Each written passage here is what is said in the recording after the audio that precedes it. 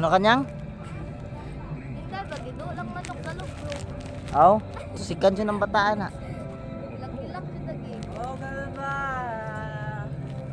Baby, kalma. Huwag mo na kung bigyan na dahilan para tulihan ka. Unsa mo? Ini nalutood? Experimento. Mag...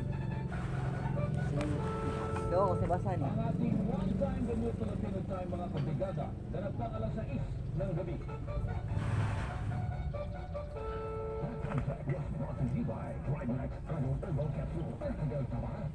Isa ko na na. Wala pa ni Bukal? Doon na.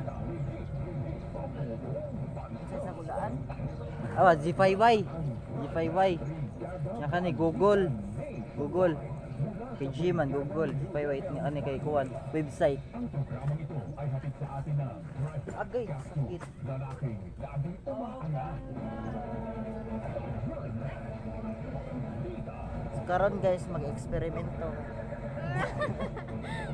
Sa ating mga headlines ngayong gabi, gentleman's agreement, posible umanong maging bala ng China para may paglaban ng claims nito sa West Philippine Sea. Ano yun, nagbawag sa akin. Posibleng impeachment sakaling may mag-file ng laban sa mga opisyal nito. Ang DOJ naman umapila sa Timor-Leste para sa agarang Wag deportation sa akin. kay dating representative. Lang, buka lagi ba dong? Buka na ba dong? Ang pagdami ng Chinese students sa Cagayan. Kaya natin sa Senado.